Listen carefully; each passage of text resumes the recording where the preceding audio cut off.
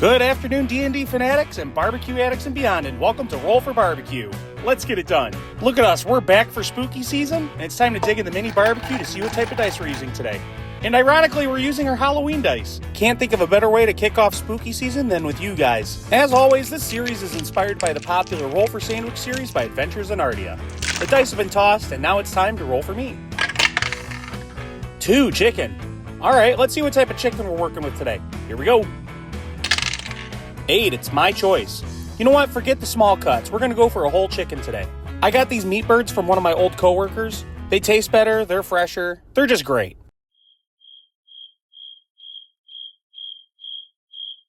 Anyways, I think we're gonna spatchcock this bird. I'll show you how to do it. It's the process of cutting out the spine on both sides. When you cut it down and cut between the breastbone, it should flatten out with some prep work.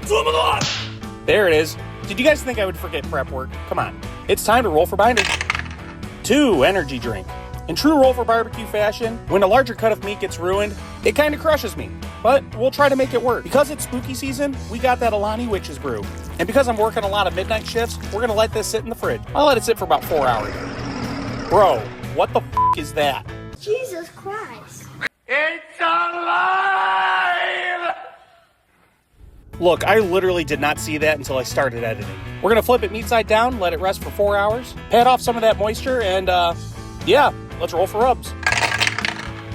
We got PS Seasonings and Wife's Choice. Alright, today we're gonna be working with that Bee Sting Hot Honey. I do like a little bit of sweet and spicy with my chicken. The sugars help create a bark, while that spice adds a nice little crispiness to the effect. And behind that, Mrs. Barbecue chose Grande Gringo. She wanted Mayhem to have a little bit of a fiesta. Little did she know that we were mixing it with a caramel apple energy drink.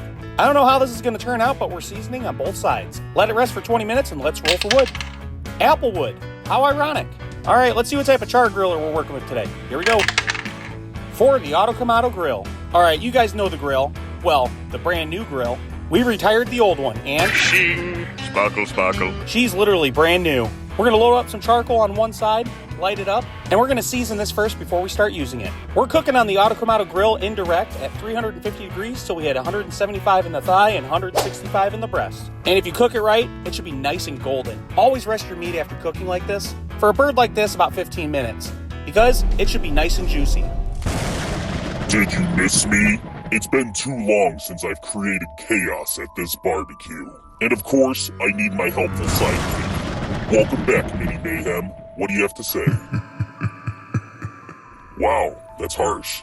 Let's go ahead and roll for Mayhem. I've seen this one before. I know your love for deviled eggs, Walt. But how do you think it will fare with apple cider smoked chicken? I'll be back all season long for more mayhem. Man, I missed Mayhem, but thankfully, he knows my love for deviled eggs. We made these up from scratch. I'll post a recipe this week so you know how I made them. A little bit of chicken, and click those tongues, it's time for the D20 sauce roll. And we got some Killer Hogs. Now, I've used all my barbecue sauce, so the only thing I got left is Killer Hogs hot sauce. We're gonna add a little dibble to each. There we are. And it looks really good.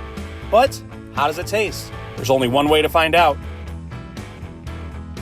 Huh, how about that? As expected, I'm getting strong hints of apple. What I wasn't expecting was that Mexican seasoning to be so diminished. I got a little sweet and spicy. The deviled egg adds a rich layer, and the cayenne is a nice touch. So, how can we fix it?